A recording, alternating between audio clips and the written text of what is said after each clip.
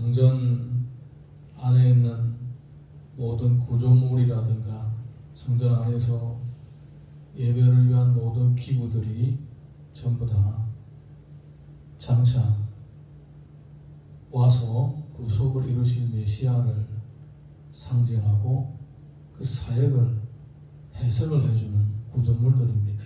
그러니까 그냥 만들어진 것이 아니라 각각 구조물마다 다 의미가 있습니다.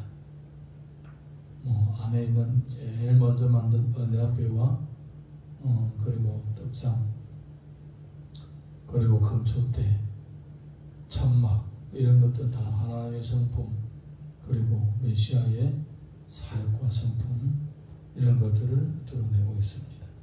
오늘도 우리 말씀을 보게 되면 성소를 만드는 그 구조를 고안, 성소를 만드는 디자인을 보여주고 있는데 어떤 의미가 담겨 있는지 살펴보겠습니다. 우리 15절에서 21절 같이 읽어봅니다. 15절에서 21절까지. 너는 조각목으로 성막을 위하여 널판을 만들어 세우되 각 판의 길이는 10규빗, 너비는 1규빗 반으로 하고 그 판에 2촉씩 내어 서로 연결하게 하되 너는 성막 널판을 다 그와 같이 하라. 너는 성막을 위하여 널판을 만들되 남쪽을 위하여 널판 20개를 만들고 서쪽의 널판 아래에 은받침 40개를 만들지니 이쪽 널판 아래에도 그 두 촉을 위하여 두 받침을 만들고 저쪽 널판 아래에도 두 촉을 위하여 두 받침을 만들지며 성막 다른 쪽 곧 그 북쪽을 위하여도 널판 20개로 하고 은받침 40개를 이쪽 널판 아래에도 두 받침, 저쪽 널판 아래에도 두 받침으로 하며. 아멘. 성소를 만들 때에 지금 우리가 살고 있는 집들은 벽돌 구조, 콘크리트, 철근 구조입니다. 그런데 그 당시의 유목민들은 천막을 칠 때에 그냥 큰 장대 몇 개를 넣고 둘러서 천막을 칩니다. 그런데 이 성전, 성소는 그것보다도 조금 다르게 합니다. 널판들을 쭉 세워서 만드는데 그 널판의 크기를 보게 되면 너비가 1규빗 반, 높이는 10규빗이라고 했습니다. 10규빗이면 한 5m 정도, 한 2층 집 정도 높이가 되죠. 우리 땅에서 여기 지금 우리 지금 사용하고 있는 건물이 2층 건물 높이만큼 이 정도 2m 50 정도 5m 정도 되니까 그 정도입니다. 너비는 1규빗 반이니까 한 70 정도 7, 80 정도의 너비가 되는 겁니다. 그런 널판들을 만들고 그 널판들을 쭉 이렇게 연결해서 세워서 벽을 이루라는 겁니다. 벽. 그러니까 북쪽에 20개라고 했죠. 남쪽에도 20개. 그 다음에 서쪽에, 그러니까 성소의 제일 뒤쪽이죠. 성소 뒤쪽에는 6개에다가 양쪽 귀퉁이에다 하나씩 더 붙이니까 8개. 판들 밑에는 촉이 2개 있습니다. 촉이 2개. 그리고 바닥에다가 받침대를 2개를 만들고 촉하고 받침대에 연결하게 딱 만드는 거예요. 널판이 쫙 세워가지고 이렇게 벽을 이루는 겁니다. 벽. 남쪽 20개, 북쪽 20개, 여기 6개 넓이로 이렇게 구조물이 만들어지는 것입니다. 자, 그 다음에 22절에서 30절 보겠습니다. 22절에서 30절 시작. 성막 뒤 곧 그 서쪽을 위하여는 널판 6개를 만들고 성막 뒤 두 모퉁이 쪽을 위하여 널판 2개를 만들되 아래에서부터 위까지 각기 2겹 2개로 하여 윗꼬리에 이르게 하고 두 모퉁이 쪽을 다 그리하며 8널판에는 은받침이 16이니 이쪽 판 아래에도 두 받침이요 저쪽 판 아래에도 두 받침이니라. 너는 조각목으로 띠를 만들지니 성막 이쪽 널판을 위하여 5개요 성막 저쪽 널판을 위하여 5개요 성막 뒤 곧 서쪽 널판을 위하여 5개이며 널판 가운데에 있는 중간 띠는 이 끝에서 저 끝까지 미치게 하고 그 널판들을 금으로 싸고 그 널판들이 띠를 끌 금고리를 만들고 그 띠를 금으로 싸야 나는 산에서 보인 모양 양식대로 성막을 세울지니라. 이렇게 성소를 세우는 널판들은 이렇게 서쪽, 북쪽, 남쪽 널판들을 만들어서 둘러놓습니다. 이 널판들을 만드는 재료는 뭐냐? 나무로 만들고 나무바가 되다가 금으로 삽니다. 다 똑같게 만들으라고 하는 겁니다. 그리고 이 널판들을 연결하는 띠 5개를 만드는데 이 띠와 그리고 띠를 꿰 모든 고리들도 다 금으로 싸라고 이렇게 얘기를 하고 있습니다. 그 당시 금으로서는 금은 가장 귀중품이죠. 가장 비싼 귀중품입니다. 이것은 장차 오실 메시아의 고귀함을 드러내는 그와 같은 설계입니다. 요한복음 2장 19절에서 21절 보게 되면 예수님이 이렇게 말씀하신 적이 있습니다. 너희가 이 성전을 헐라 내가 사흘 동안에 일으키리라. 유대인들이 이르되 이 성전은 46년 동안에 지었거늘 내가 3일 동안에 일으키겠느냐 하더라. 그러나 예수는 성전된 자기의 육체를 가르쳐 말씀하신 것이라. 성전된 자기 육체. 그러니까 지금 이 42년 동안 이 성전이 존재 이유가 뭐냐? 이 성전의 존재 이유가 바로 메시아를 해석하기 위하여 메시아의 그 사역과 그 성품을 사람들에게 보여주기 위해서 존재하는 겁니다. 지금 이 비록 헤롯은 자기 정치적인 목적으로 성전을 만들었지만 그 성전의 본래 의미는 뭐냐? 메시아의 사역과 성품을 드러내는 목적이라는 겁니다. 예전에 솔로몬의 성전 아주 금빛 번쩍하죠.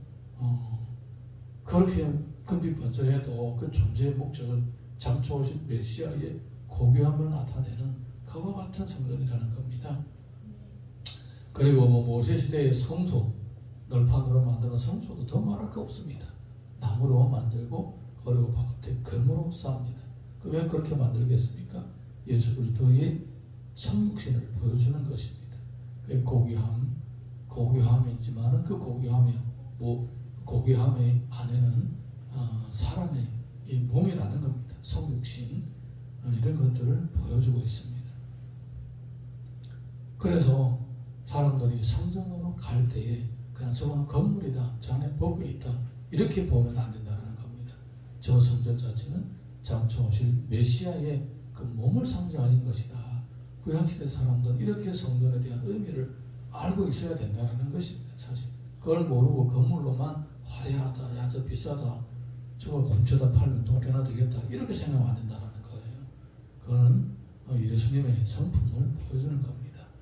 지금 우리 교회도 마찬가지입니다. 우리 교회에 예수님의 성품을 보여주는 이와 같은 하나님의 공동체인 것입니다. 네, 그래서 신장을 보게 되면 너희들은 그리스도의 지체, 그리스도의 몸이라고 하는 거예요. 이 건물을 얘기하는 게 아니죠. 성도들의 모임, 성도들의 공동체 이거 얘기하는 것입니다. 네, 하나님의 자녀들의 모임, 주 안에서 같은 주님을 믿고 같은 말씀을 묵상하며 실천하며 전하는 이런 공동체를 예수님의 몸이라고 하는 거예요.